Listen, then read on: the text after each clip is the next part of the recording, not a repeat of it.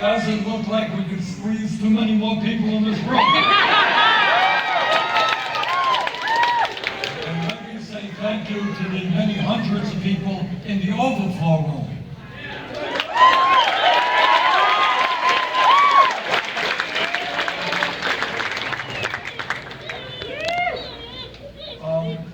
We began this campaign about 3.5 months ago.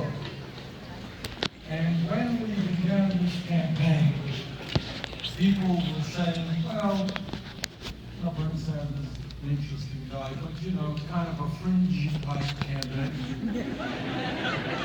I mean, no one takes seriously the idea that maybe, just maybe, we need a political revolution in America.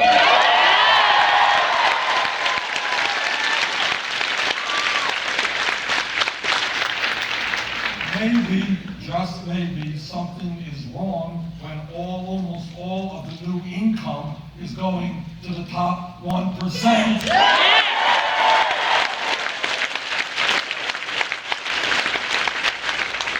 Maybe, just maybe, something is wrong when we have the highest rate of childhood poverty of any major country and more people in jail than in any country.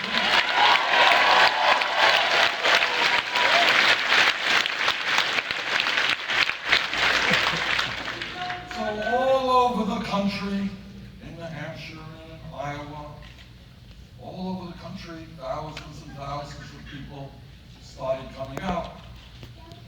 A couple of weeks ago, we were on the West Coast. We had 15,000 people in Seattle, 28,000 people in Florida. We had 20,000 people in Los Angeles. So it seems to me that the ideas that we are talking about are not fringe ideas, they are the ideas that the American people support.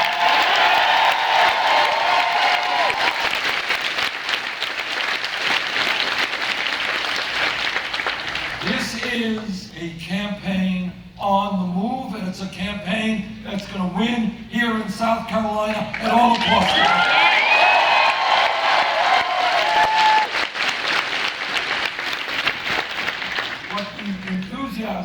And the excitement for this campaign is not just large turnouts in Greenville and we're seeing here in Columbia. What it is that people also understand there is something profoundly wrong when millionaires and billionaires today control our political system.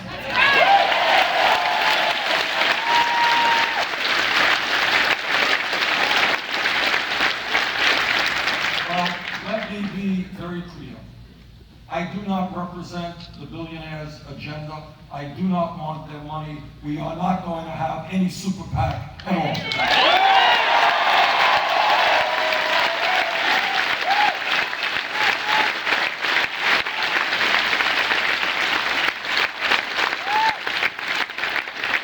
We are raising money for this campaign in the very old-fashioned way, small contributions from some 400,000 Americans. Average contribution, $31.20. I'm proud of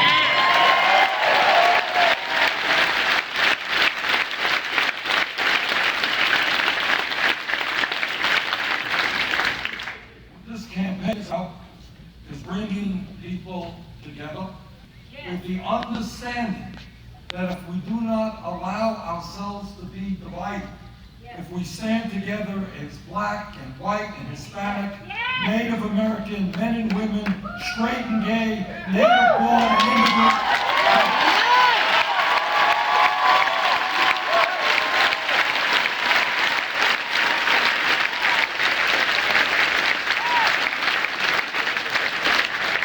if we stand together, they may have all of the money, they may have all of the power, but we have the people, and when people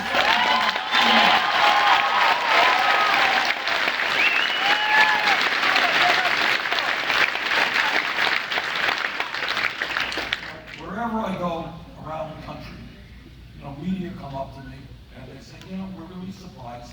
Why is there so much excitement excitement? Why is there so much enthusiasm? Why are you moving up in the polls? And let me tell you what my answer is to them. My answer is that the American people are sick and tired with establishment politics.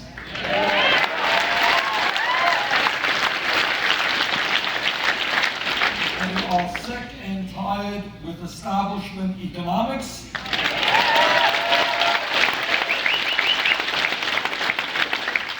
And frankly, they are sick and tired of establishment media.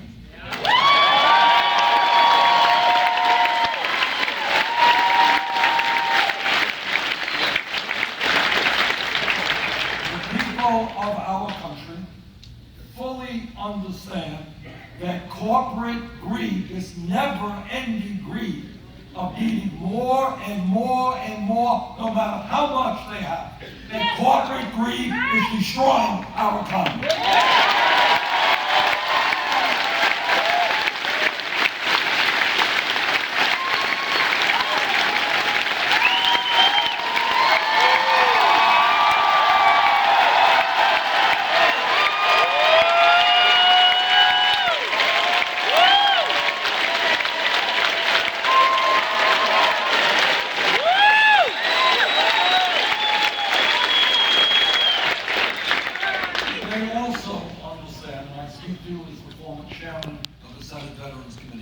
The American people also understand that men and women throughout our history have put their lives on the line and sometimes lost their lives defending democracy, and that there is something profoundly wrong when billionaires are buying elections. That's not democracy.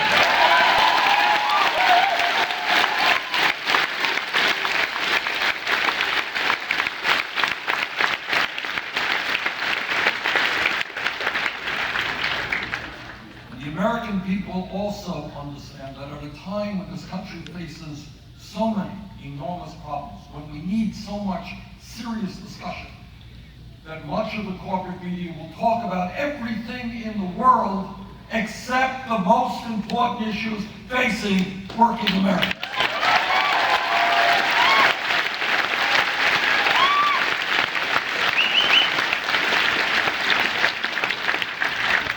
Let me be as clear as I can be. This campaign is not about Bernie Sanders. It is not about Hillary Clinton. It's not about Donald Trump, Jeb Bush, or anyone else. This campaign is about you, your kids, your parents, and the kids of this country.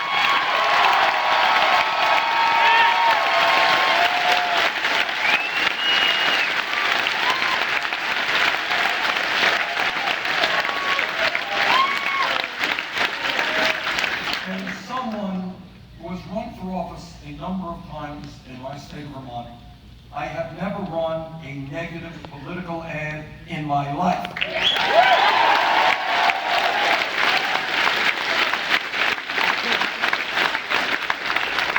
Because I believe that what politics and the democracy is about is to take a hard look at the serious problems facing our country and propose ideas and let the American people discuss them. I think it's absurd for politicians to say, I'm great, I'm wonderful, everybody else is terrible. That's wrong. What we need is a serious discussion about the serious issues facing our country.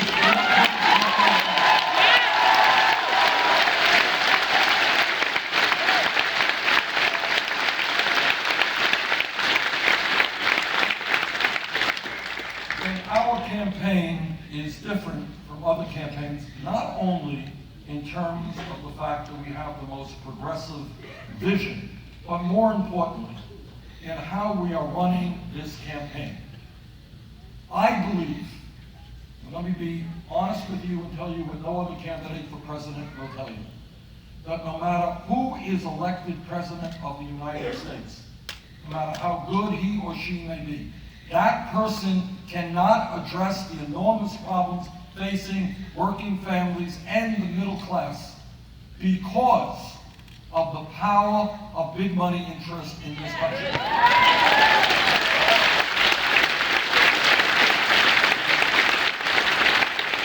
That is the truth, and it's an uncomfortable truth. So what I am calling for is not just your support to elect me as president. I am asking you to be part of a political revolution.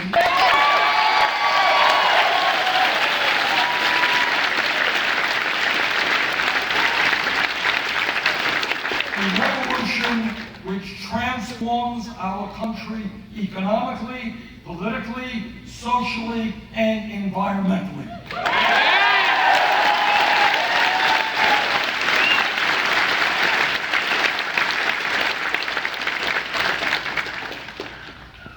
And let me tell you what this political movement is about. I love you, Bernie!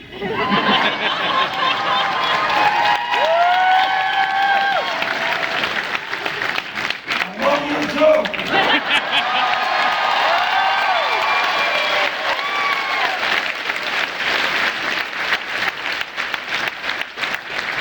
What this political movement is about is millions of people from coast to coast standing up and saying loudly and clearly, enough is enough. This great nation and our government belong to all of us, not just a handful of people.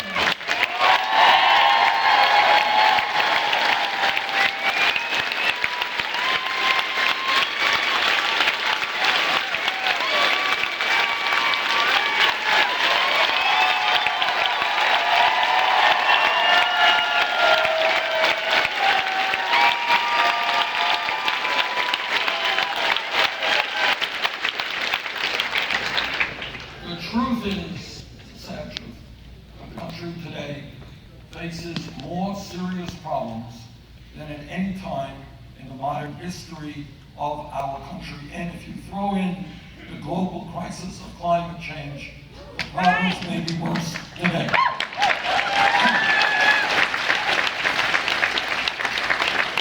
But we are not going to solve the problems unless we address those problems.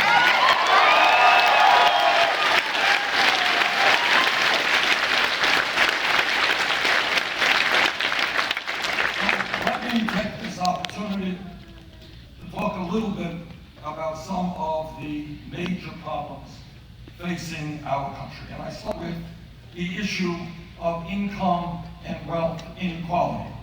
Now today, as some of you know, we live in the wealthiest country in the history of the world. Wealthiest country in the history of the world.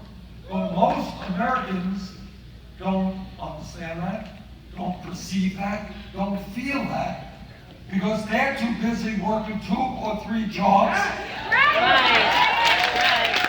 But almost all of the new income and wealth are going to the top 1%.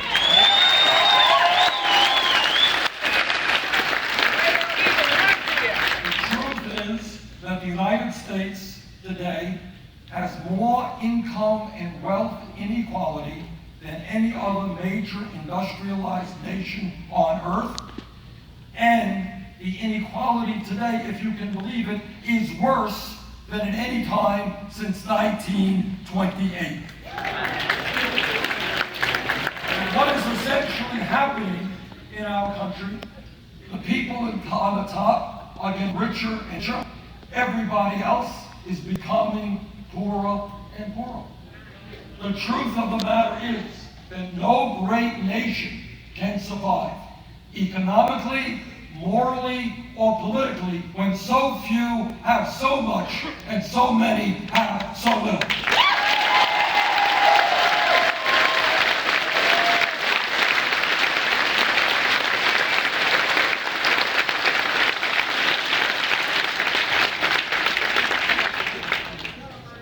There is something profoundly wrong and profoundly immoral.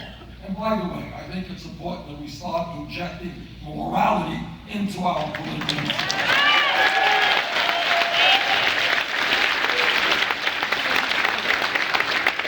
There is something profoundly wrong when the top 1/10 of 1%, not 1%, 1/10 of 1% owns almost as much wealth as the bottom 90%.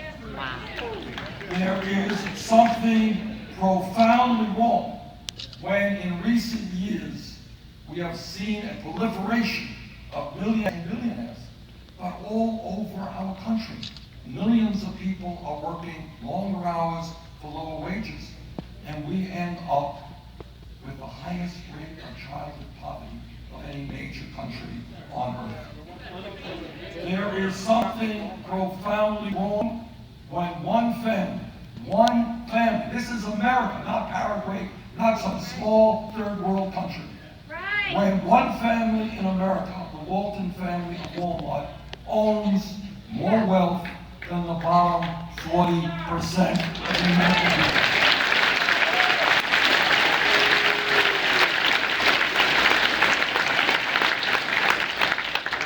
When millions of people working long hours for low wages, when in my state, and I'm sure it's true in South Carolina as well, many of our people are working 2 or 3 jobs, working crazy hours, trying to get some income and health care and take care of their family.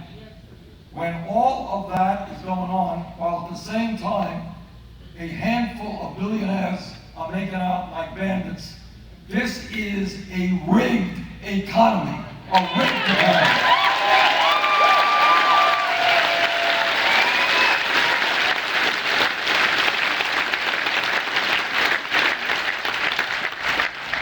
And together, you and I and millions of other Americans are going to change that.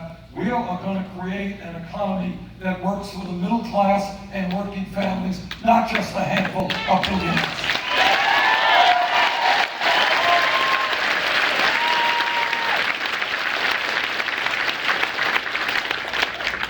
This campaign is sending a simple and straightforward message to the billionaires. And that is, you cannot, you will not have it all.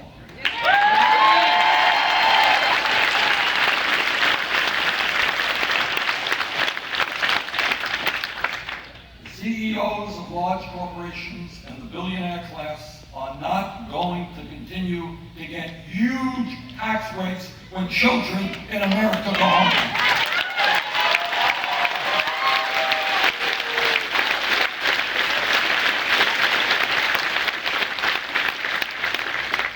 Are not going to continue to send our jobs to China or wage countries when millions of Americans are in desperate need of work right here.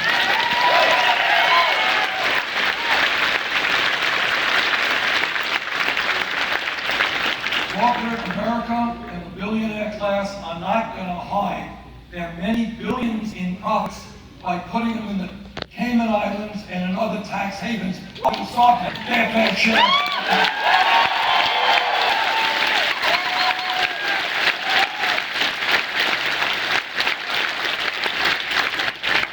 Whether they like it or not, their greed is going to end because we are going to end it for them.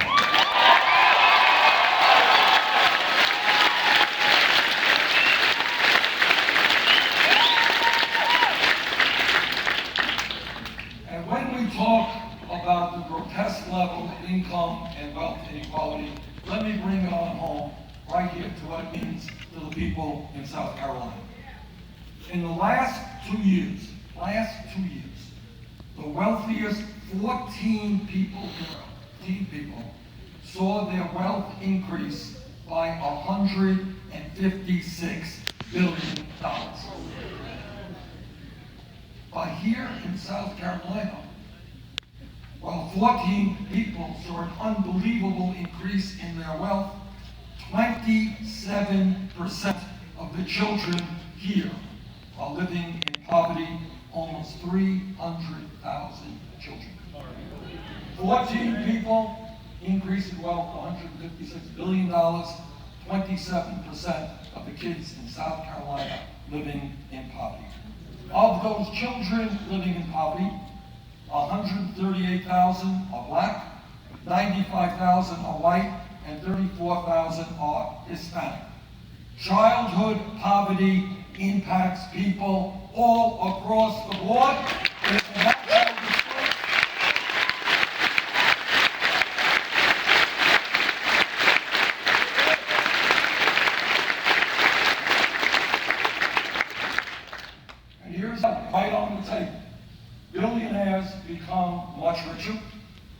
children in South Carolina and all over America lack adequate nutrition.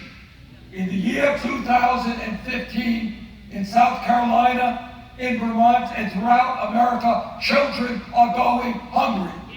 It is not acceptable that billionaires become richer when kids in this country are hungry.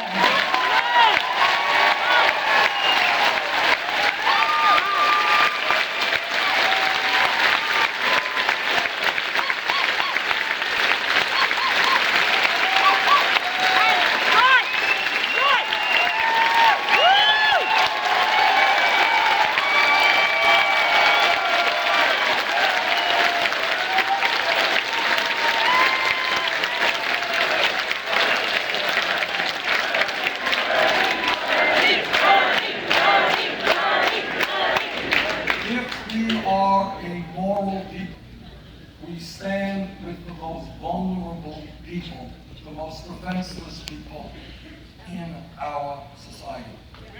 To turn our backs on the children while billionaires get richer is not what this country is supposed to be about.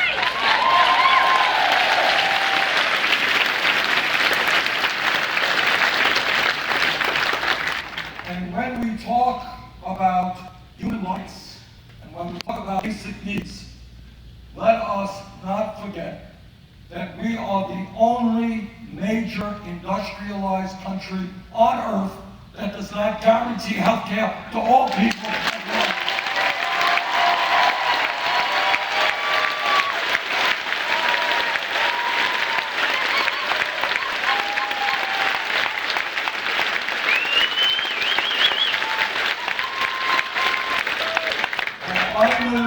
I live in Burlington, Vermont, an hour away from the Canadian border. Yes. The Canadians guarantee health care to every one of their men, women, and children. In the UK, they guarantee health care to all of their people. Germany does it, France does it, Scandinavia does it. Every major country on earth does it, except us. And that is why I strongly believe in a Medicare for all single payer program.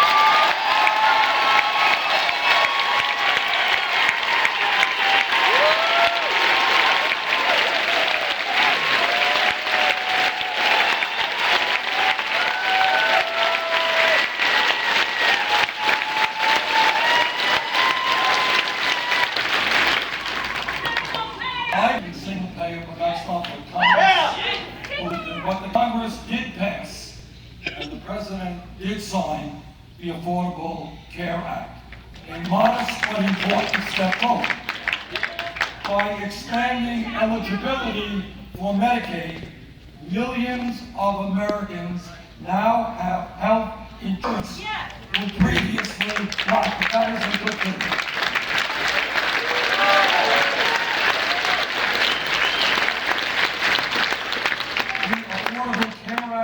For example, has cut Arkansas's uninsured population almost in half.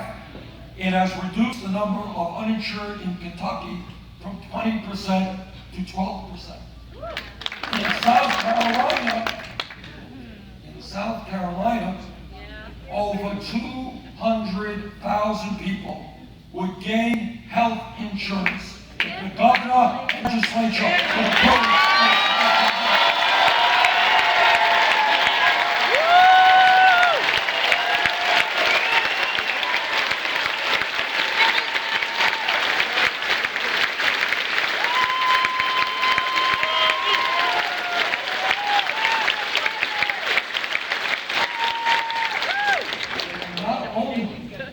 Several 100,000 people gain health insurance, the state would create tens of thousands of decent paying jobs. And the federal government picks up almost all of the bill. Pretty good deal. In my view, it is wrong, terribly wrong, allow a rigid right-wing political ideology to stand in the way of health care for hundreds of thousands.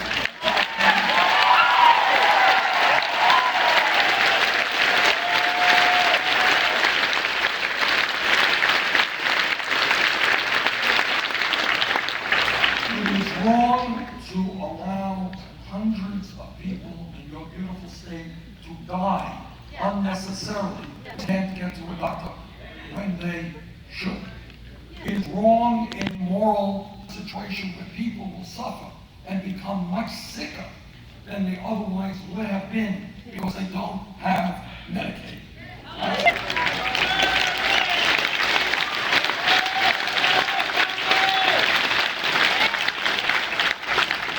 I would hope very much that not only here in South Carolina, but all across this country, looking governors and legislatures let go for 1 minute of their right-wing ideology and take care of the people of their state.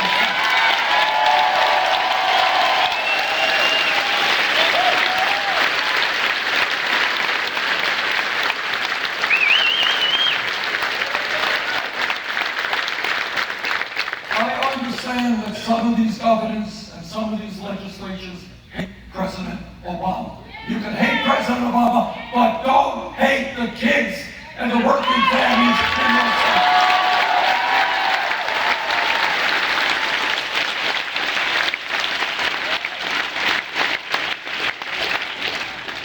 The issues that we are talking about are not just the grotesque level of income and wealth inequality. It is reality, as all of you know, that for the last 40 years, the great middle class of our country, the envy of the world, has been disappearing. Now, the truth is, as you all know, we are much better off economically today than when we left office.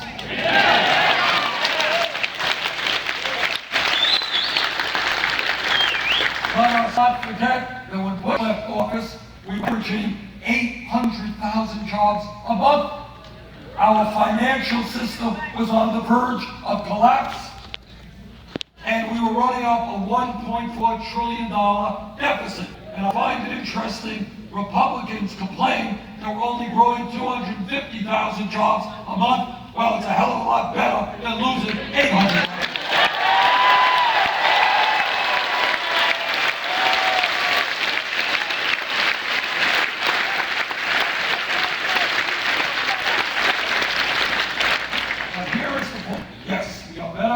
Off today than we were when Bush left office, that's true. But the reality is that millions of Americans today need longer hours for lower wages. All of you know there has been an explosion in technology making workers far more productive than they used to be. And yet, many of those workers, despite increased productivity, have seen their real wages go down. Since 1999, median family income today is almost $5,000 less than it was in 1999. So that is our reality. We're better off than we were 6.5 years ago, but we continue to slide and see the disappearance of our middle class.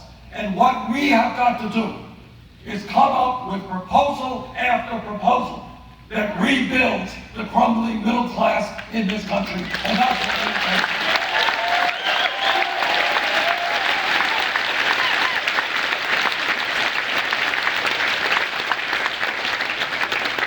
Let me tell you something that very few people will tell you. Every month, the U.S. government comes out with figures. Last figure says unemployment in America is 5.3%. Wrong. That official statistic does not include those people who have given up looking for work and the millions of people who are working part-time. Add all that together, real unemployment over 10%.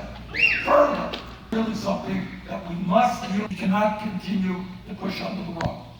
I asked the Economic Policy Institute in D.C. to do a study on youth unemployment. You know what youth unemployment is in terms of kids who have no jobs or are working part-time and want to work full-time? What the EPI told us is that for kids 17 to 20 who graduated high school, if they were white, youth unemployment 33%. If they were Hispanic, youth unemployment 36%. If they were African American, youth unemployment 51%. We are turning our backs on an entire generation of young people who want to stand on their own two feet.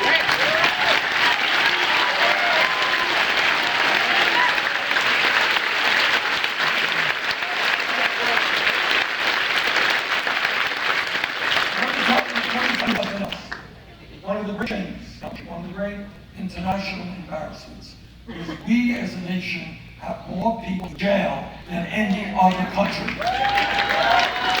China, a nation 3 times larger than us, a communist authoritarian country, has fewer people in jail than we do.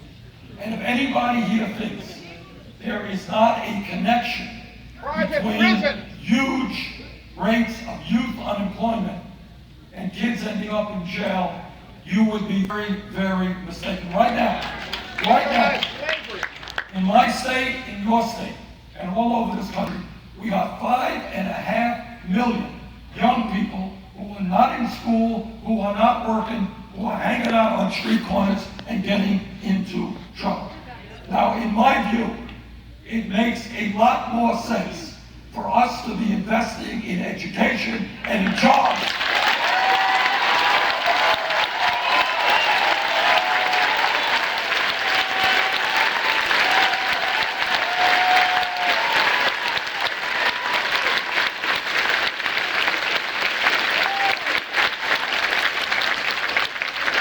It makes more sense to be investing in our young people in jails and incarceration.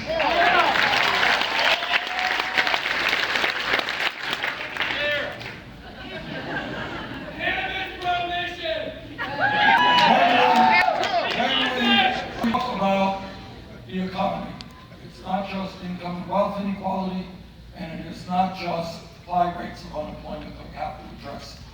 It is the fact that everybody in this room knows that millions of our people are working at wages that are too damn low.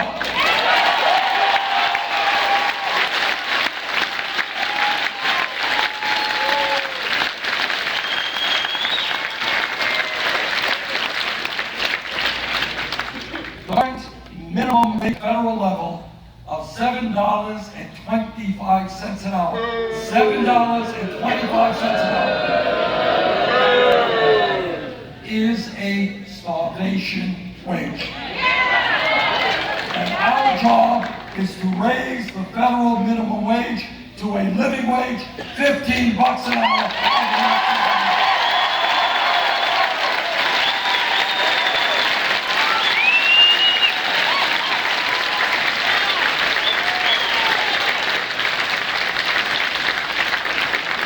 It is not a radical idea to say that if somebody works 40 hours a week, that person should not be living in poverty.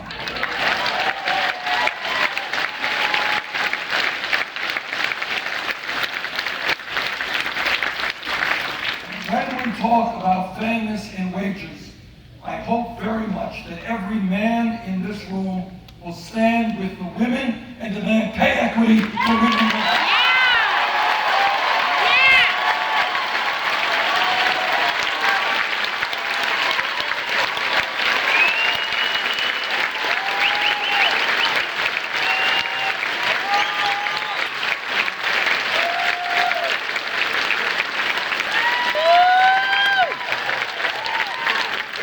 There are too many women in America trying to bring up their families who are making 78 cents on the dollar compared to men.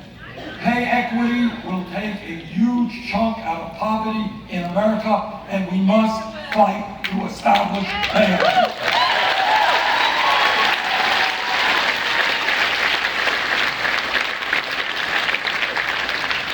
I think all of you know that many of my Republican colleagues run around the country and they talk about family values. They just love families. But you all know what they mean when they talk about family values. What they are saying is that women in America should not be able to control their own bodies. I disagree.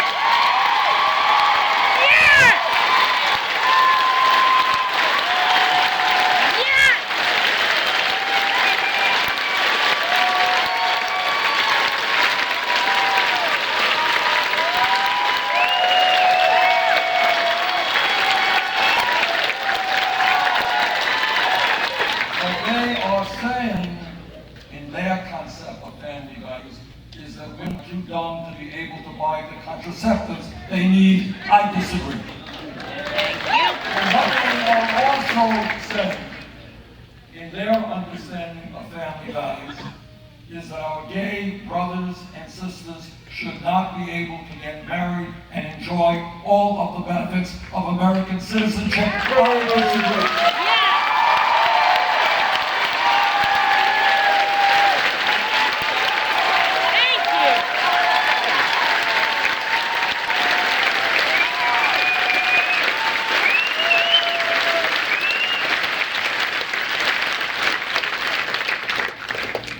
I am very fortunate to have 4 kids, 7 grandchildren, and Jane and I have been married for 27 years.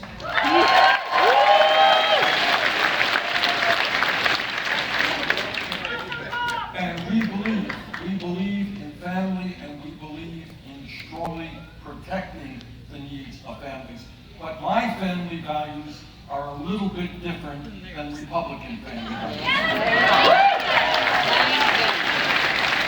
When I talk about family values, I believe that the United States must end the international embarrassment of being the only major country on earth that does not guarantee workers paid medical and family leave.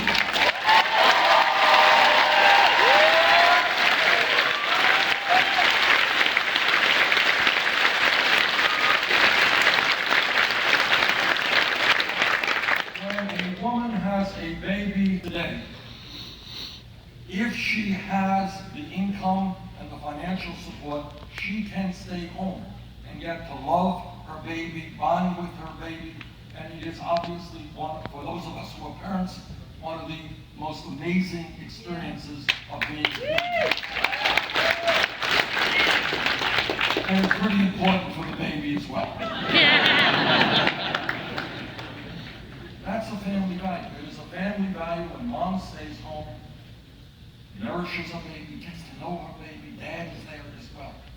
It is not a family value to tell that mom that just because you don't have money, you have to separate yourself from your baby and go back to work in 5 days or 8 days. That is not a family value.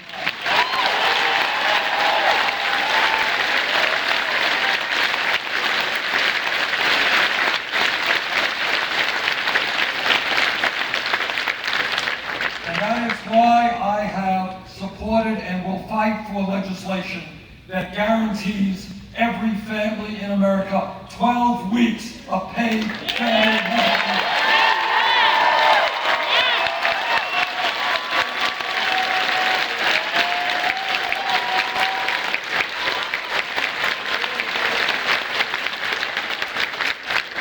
That is a family value, and if every other major country on earth can do it, the United States of America can do it too. And by the way, we remain the only major country on earth that does not guarantee sick time to our workers or paid vacation. That's got to change too.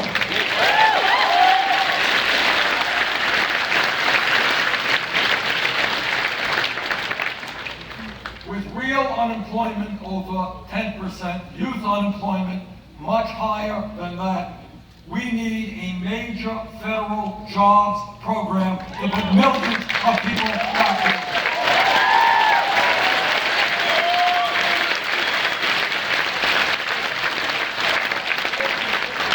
In a time when our infrastructure is crumbling, our roads, our bridges, our water systems, wastewater plants, airports, rail, levees, dams, there is more than enough work to do. And I've introduced legislation, $1 trillion investment over 5 years to create up to 13 million decent paid jobs.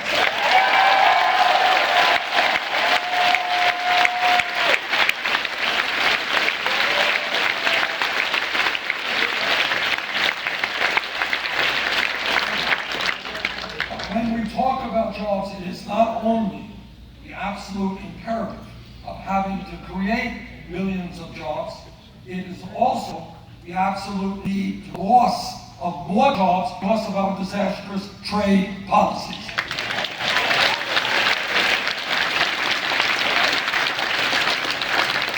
are looking at a senator and a former member of the House who voted against NAFTA, CAFTA, and the Northern Chamber.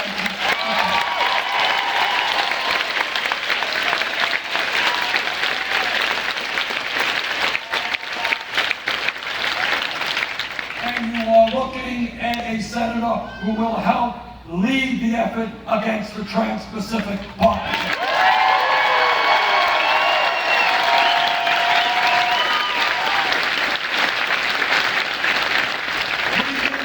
We need trade policies which create jobs in America, not in countries around the world.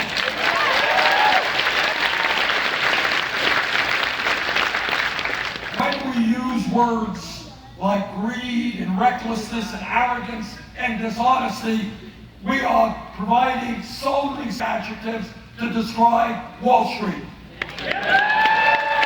All of you know, that as a result of the greed and recklessness of Wall Street, our economy was brought to its knees.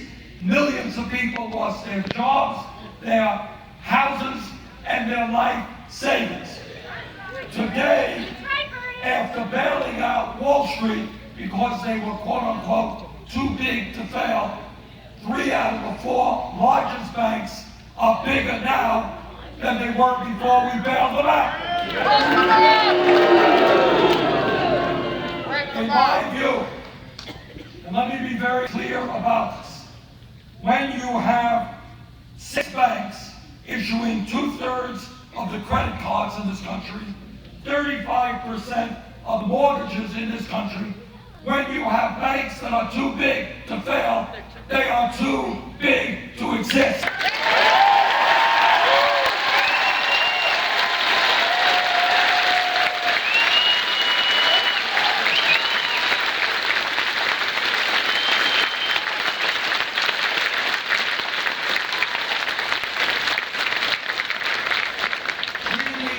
Financial system which provides affordable loans to small and medium-sized businesses so they can create the jobs we need. We do not need a financial system on Wall Street which is an island unto itself, which is only concerned about profits for a handful of people.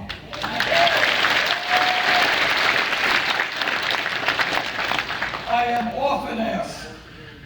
often asked, well, Bernie, which of the issues out there is the most important? And it's impossible to answer because all of these issues are enormously important. But here is one issue that impacts every other issue. And that is, 5 years ago, as you all know, the Supreme Court, by a 5-4 decision in the Citizens United case, when they said to the wealthiest people in this country, they said, you guys already own much of the economy. We are now going to allow you to own the United States government. And that is exactly what they are trying to do right now. We have a situation right now where one family, the extreme right-wing Koch brothers, the second wealthiest family in America, is prepared to spend some $900 million in this election cycle. $900 million.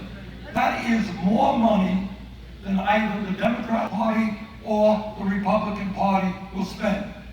When you have one family spending more money than either of the major political parties, that is not democracy, that is oligarchy.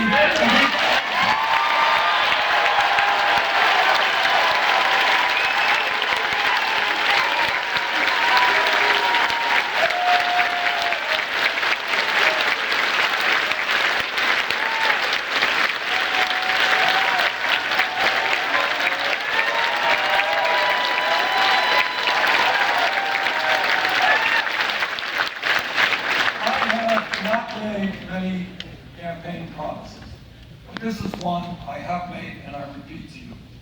No nominee of mine to the United States Supreme Court will get that position unless he or she is loud and clear in saying that one of their first orders of business will, in fact, to rehear and overturn citizenship law.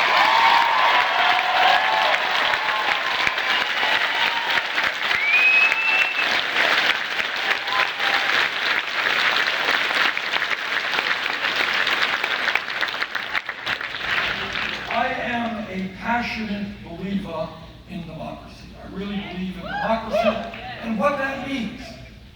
What that very radical idea means, only a few hundred years old.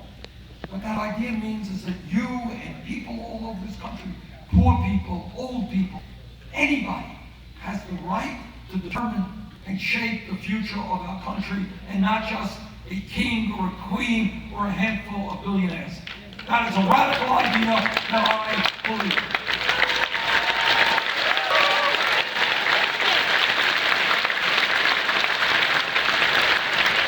And in my view, not only must we overturn Citizens United, we've got to go further. I want to see this country have the most vibrant democracy of any country on earth. I want to see us have one of the highest voter turnouts, not one of the lowest voter turnouts.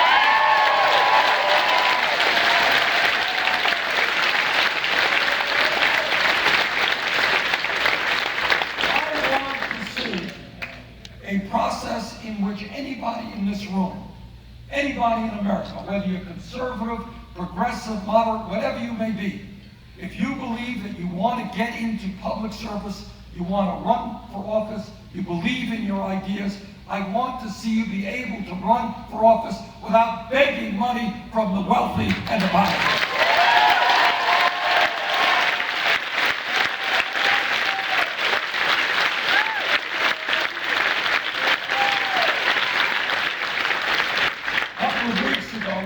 In Washington, I was at an event with Martin Luther King III and people in the Southern Christian Leadership Conference, a very good civil rights organization. And what we talked about at that meeting was to, first of all, celebrate the 50th anniversary, and Simone mentioned this earlier, the 50th anniversary of the enormously important Voting Rights Act. What the Voting Rights Act was about was to say to governors and legislatures all over this country, and in the South, to say, sorry, all people are going to be able to vote regardless of the color of their skin.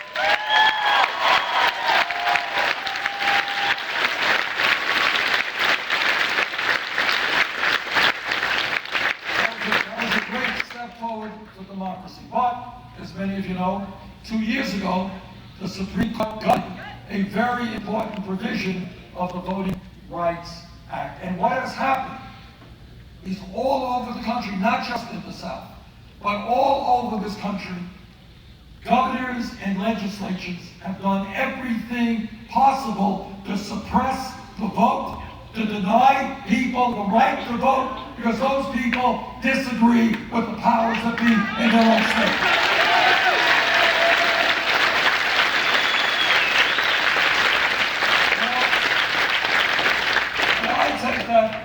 Personally, and I'll tell you why. I have run for office in my own state many, many times. Sometimes I've lost, most times I've won, but it has never occurred to me, never, not for 1 second, to say, let's see, there are parts of the state that are not sympathetic to me. How do I figure out a way to prevent those people from voting? And anybody, right, if you cannot run for office and defend your ideas, then you shouldn't run for office.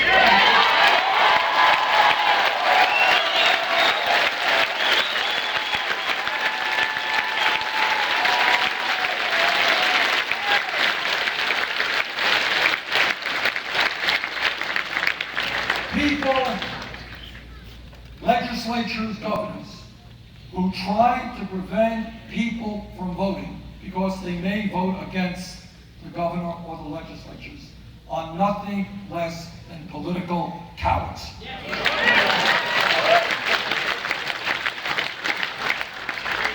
I have introduced legislation which more or less says that if you are 18 years of age in the United States of America, you are registered to vote and you can vote.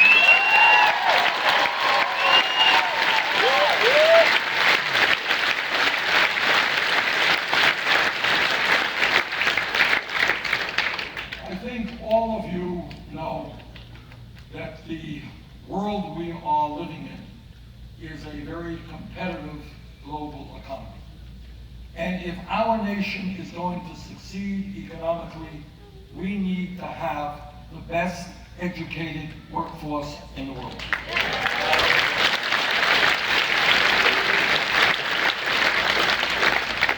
And what saddens me very, very much is as we speak here tonight, there are hundreds of thousands of bright young men and women all across this country, kids who have done really well in school, kids who are qualified to get into college, but they can't get into college for one reason. Their families lack the money. To my mind, it is not only unfair to these kids to deny them the right to become doctors or engineers or teachers or scientists or whatever else. Not only unfair to them to pull the ladder out from underneath them, but it is absurd when we talk about the future of the American economy. We need to have the best educated workers in the world.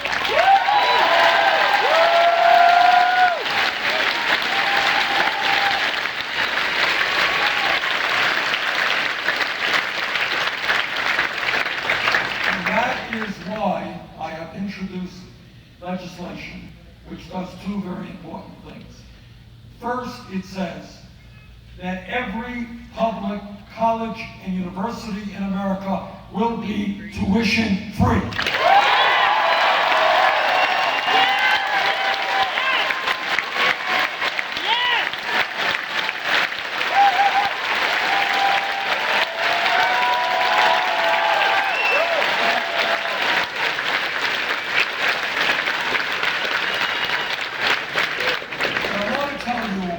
This idea, this simple idea, is a revolutionary idea. It's not just that it will make life easier for kids in high school to get to college. It will certainly do that. But this is what else it will do. Today, in Columbia, in Burlington, Vermont, there are kids in the 4th and 6th grade. These are kids whose mom and dad never went to college, which is the case in my family. These are kids who don't know anybody who went to college. And the idea of going to college, of making it into the middle class, is something beyond their wildest expectations or dreams. But if we tell every kid in Columbia and in Burlington, Vermont, that if you study, if you pay attention to school, if you do your work, you will be able to get a college education.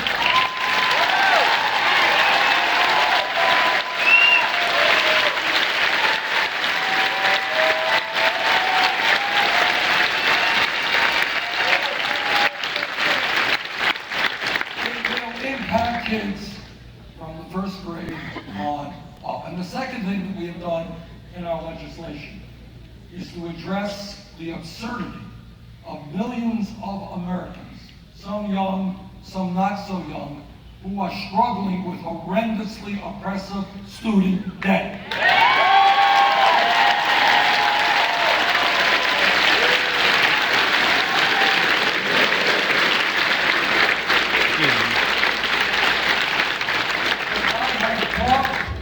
To a young woman whose crime in life was she went to medical school and is practicing primary health care for low-income people. Exactly the kind of doctors we need. But for doing that, she came out of school $300,000 in debt. And I was in Iowa a few months ago. A young woman came up to me and she said, I just graduated dental school. $400,000 in debt. At a time when we have a major dental crisis and we need more dentists. I talk to young people who are paying off 25% of their limited incomes in student debt, can't afford to get married, can't afford to get a car, can't afford to get a home. Now, in my view, it makes no sense at all that if you can refinance your home today at 2 or 3 or 4%, you should not be paying 8 or 10% on the CDs.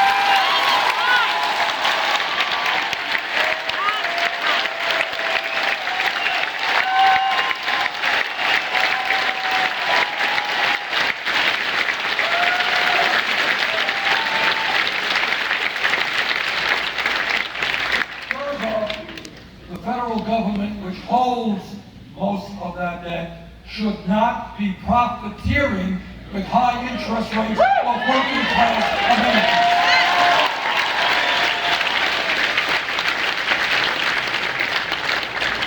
Now people say, well, Bernie, that's a good idea, it's an important issue, but it's going to be pretty expensive to provide public colleges and universities tuition-free and low student debt. How are you going to pay for it? Well, let me tell you exactly how I'm going to pay for it, with a tax on Wall Street speculation.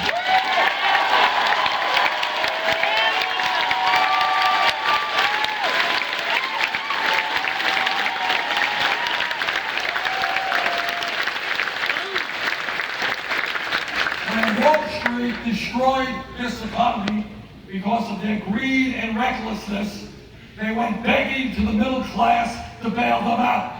Now it is Wall Street's time to bail out the middle class.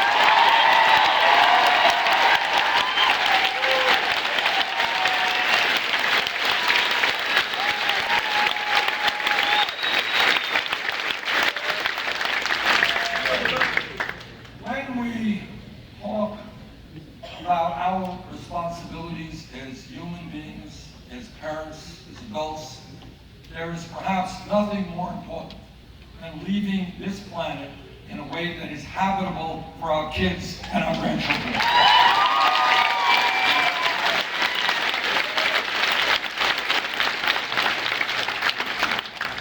The debate is over.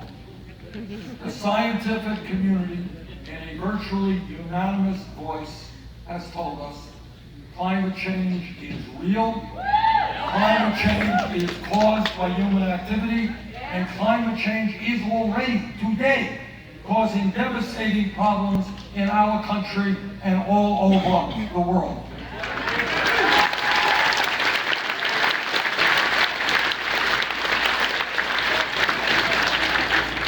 And what the scientists tell us, if we do not get our act together in a very short period of time, a bad situation today will become much, much worse, with the planet's temperature rising by the end of the century between 5 and 10 degrees Fahrenheit. More drought, more flood, more extreme weather disturbances, more rising sea levels, more acidification of the ocean. The United States has the moral responsibility to lead the world in transforming our energy system.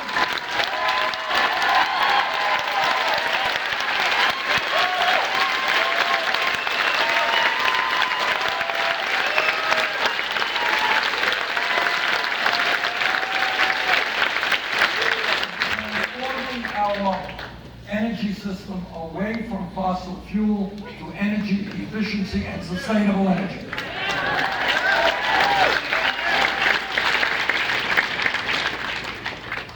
Let me say a word about values and priorities. I am the ranking member on the Senate Budget Committee, which means I'm the leader of the Democrats in opposition. I want to just tell you for a moment what many of you don't know, because the media forgot to talk about it. And that is, the budget passed by the Republicans a few months ago does the following. It throws 27 million Americans off of health care. It cuts Pell Grants by $90 billion over a 10-year period. It cuts nutrition programs, including the WIC program, for pregnant women and their little kids by billions and billions of dollars. Those are the priorities of the Republican Party. Those are not America's priorities.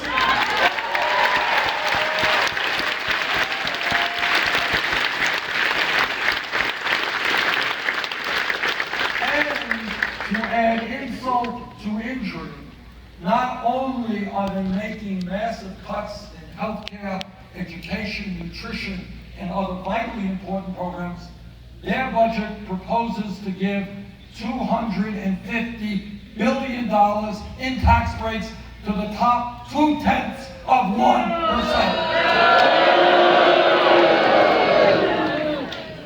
So let me tell my Republican colleagues, no, we are not going to cut Social Security. We are going to expand Social Security.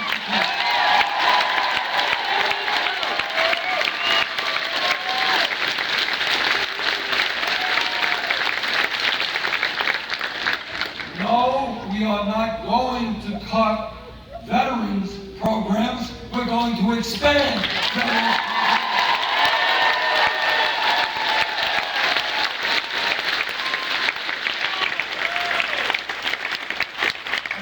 Going to provide the best quality health care to our veterans who have put their lives on the line to protect us.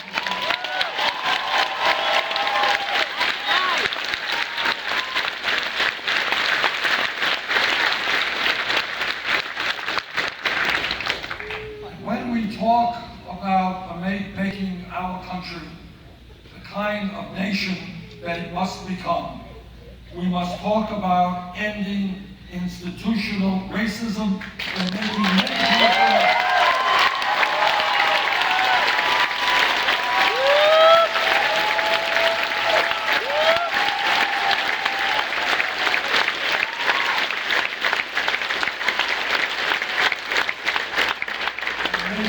major reforms to our broken criminal justice system. Well, the good news is that over the last several decades, our country has made significant progress in overcoming our long legacy of racism. And we should be proud of that. If people were sitting in this room 30 years ago, and somebody said, you know, I think in America, say in the year 2008, an African American could be elected president, that the people of America will go beyond the color of one's skin and look at his ideas, his views, people would have said, no. It wouldn't happen that fast. But it did happen, and we should be proud of that. We should be proud.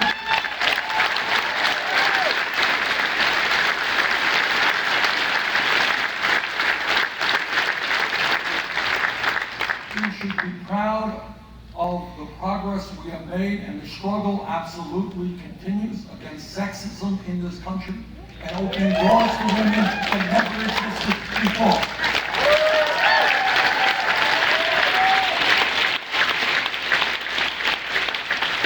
God only knows that struggle continues, but we are making progress. And we should be very proud of the extraordinary progress we have made in recent years in the fight for gay rights. And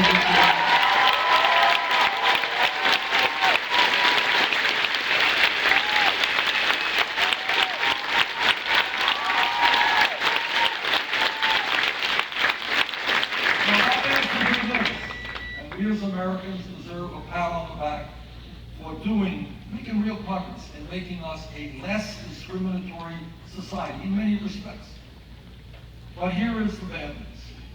And that is, as everyone in this room knows, racism remains a much too real part of American life. And in that regard, I'm not just talking about the sickness of a man who could walk into a Bible study class in Charleston, pray with people in that room, and then take out a gun and kill 9 of them. That is just something that is almost impossible for us to understand, how somebody can do that. And we are not just talking about other forms of racism that we see every single day. We are not just talking about the hundreds of hate groups that exist all over this country, groups that exist for one purpose alone, and that is to foment, it's hard to imagine, but to foment hatred against African Americans, or gays, or immigrants, or Jews, people who are different than them. And we have got to take, by the way, a hard look at those groups. Justice Department should be much more active in making sure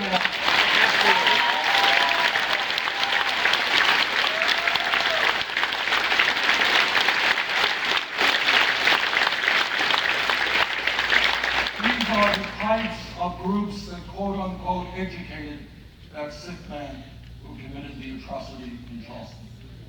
But I'm not just talking about those groups. I'm talking about people like Sandra Bland and Michael Brown,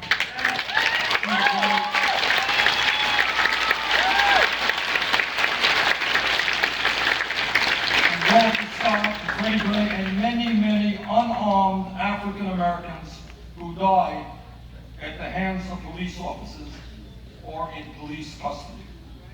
Now, I was a mayor for 8 years, and let me be the first to tell you, as someone who worked very hard with our police department, being a cop today is not an easy job, and most police officers are honest and are trying to do their best in difficult times.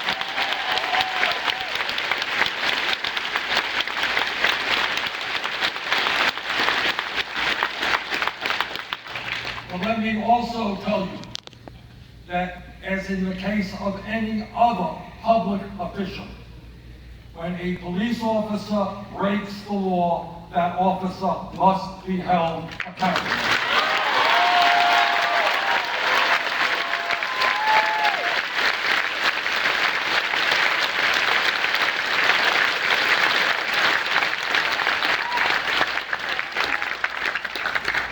Further, we need fundamental reform of a broken criminal justice system.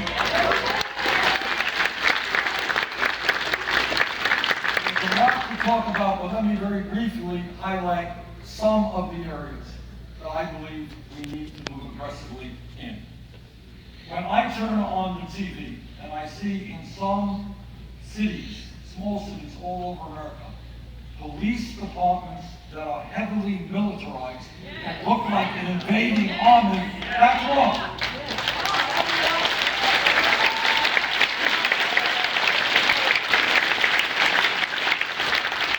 The best police departments in America are police departments that are part of the community.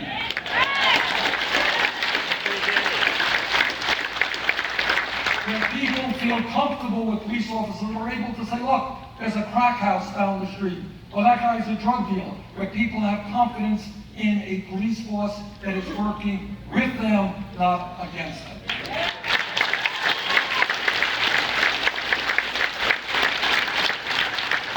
When I was mayor of Burlington, we moved toward the concept of community policing, something that I think we should do, making police officers part of the community.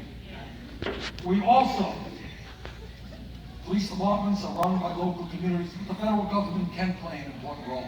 Police departments all across America should reflect the diversity of the community that they serve.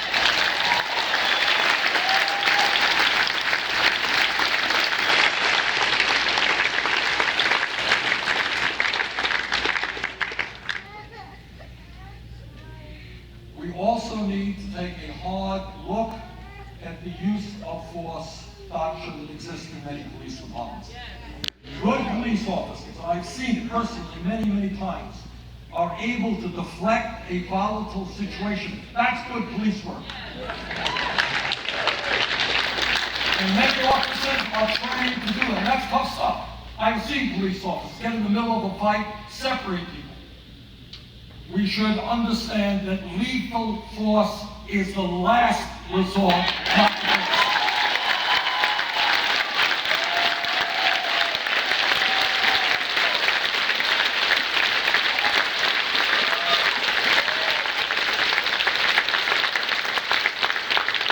We need to begin rethinking the war on drugs.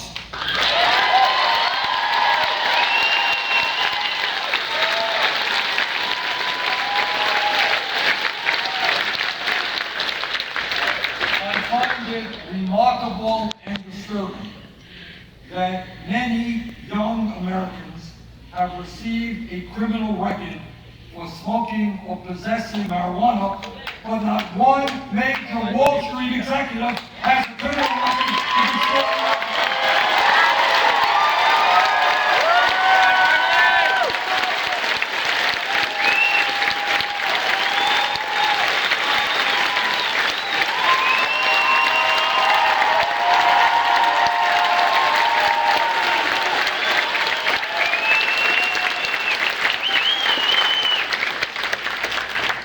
Congress reconvenes in September, I will be offering legislation which ends the absurdity and injustice of private corporations making profits by building and running jails.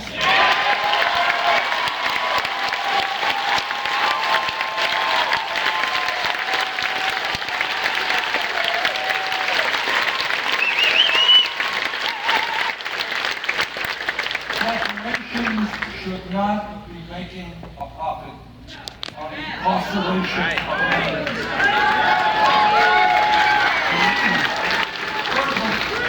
Further, we need to understand that substance addiction, whether it's drugs or alcohol or whatever, is a disease. It is a disease. It is a serious disease that exists in my state, exists all over this country. And we need to aggressively treat that disease and not see it as a crime.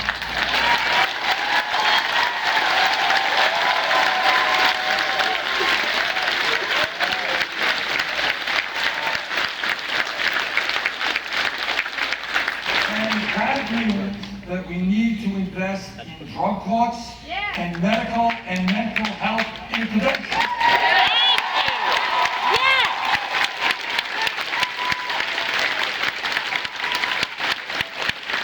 It is a pretty crazy situation. It is an absurd situation when many of the people in jail are mentally ill.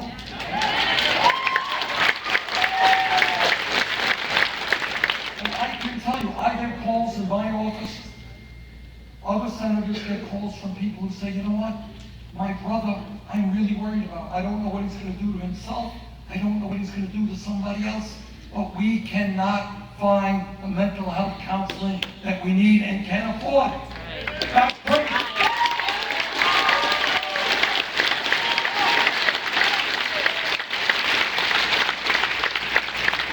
And we also need to develop a path back from prison.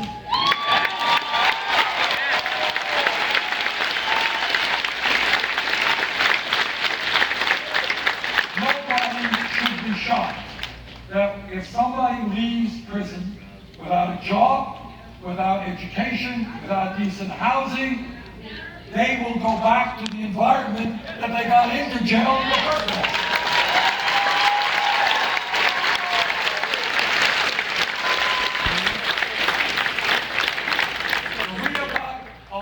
Of work to do on criminal justice, but keep in mind, it costs more money to keep somebody in jail than to send them to Harvard.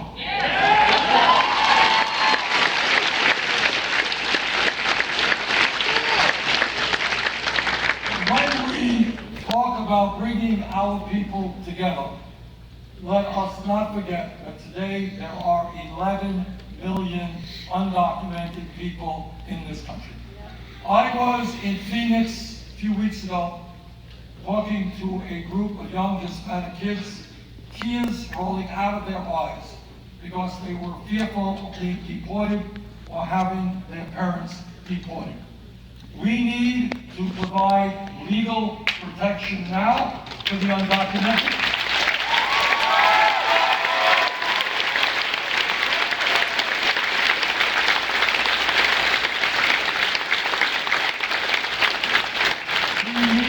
Comprehensive immigration reform, and we need a path toward citizenship.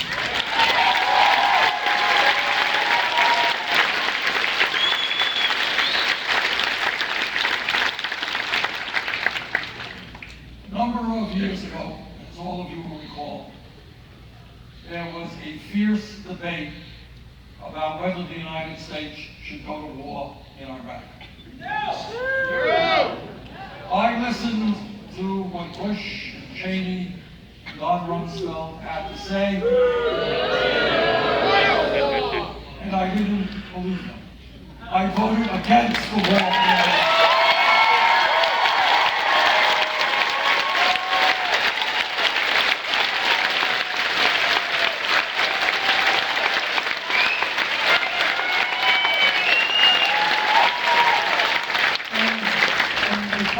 Make me happy, it surely doesn't, to tell you that much of what I said during that debate, go to YouTube, look at what I said during that debate. Sadly, much of what I feared would happen did happen in terms of the destabilization of the region. And now, as you know, there's another debate, and that debate will come to some fruition, I suppose, in September with the vote, about the president's plan to make certain that Iran does not get a nuclear weapon.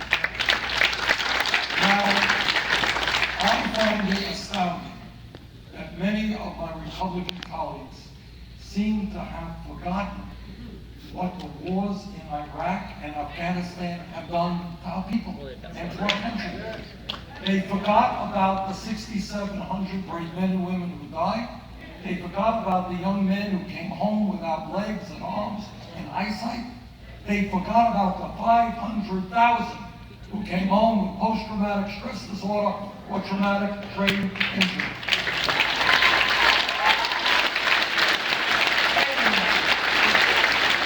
And by the way, if this country stands for anything, we've got to stand with those people who came home from war.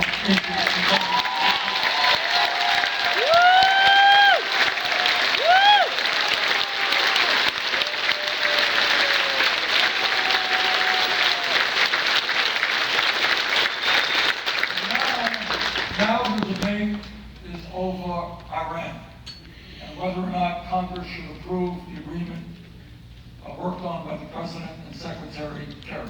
Well, I don't think this is a perfect agreement. The United States has negotiated with 5 other countries, plus Germany, plus Iran. But I believe that we should do everything possible to see that Iran does not get a nuclear weapon without going to war.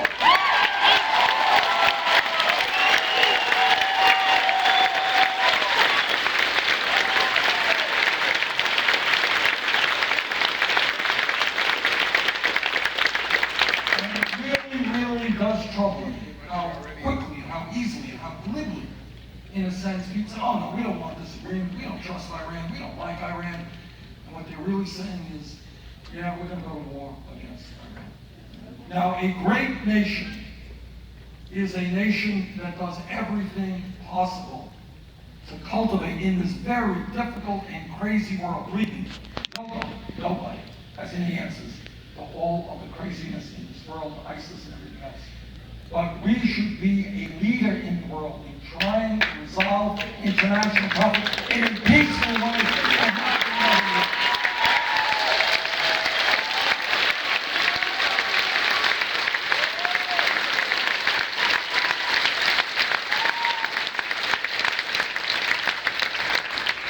You have been very kind tonight in this rather hot room. Thank you.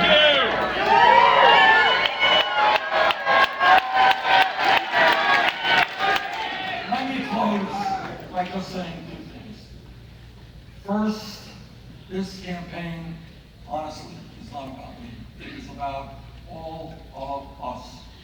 I cannot do it alone. We need millions of people to reach out, to bring people into the political process, and make certain that our friends and family do not continue to vote against their own best interests.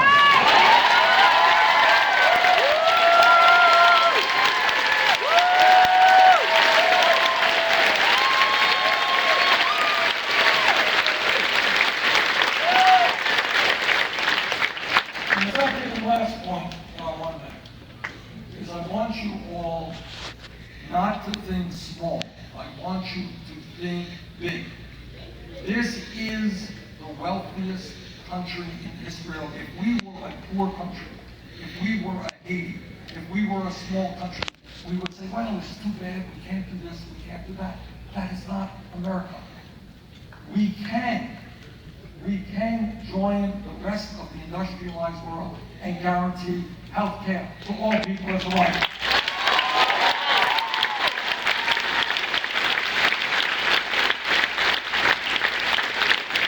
We can have the best child care system in the world, not functional.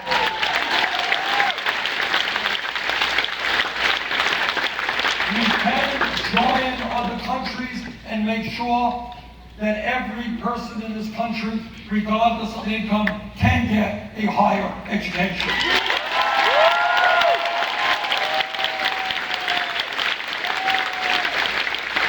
We can make certain that every senior in our country can live in dignity and security.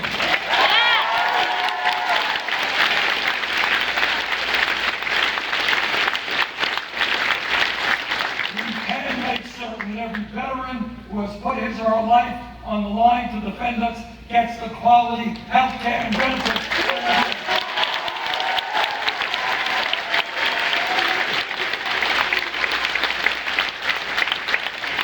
And we can make certain that no American, regardless of their race, their religion, their disability, or their sexual orientation, we can make sure that all Americans realize the full potential of equality that is our birthright as Americans.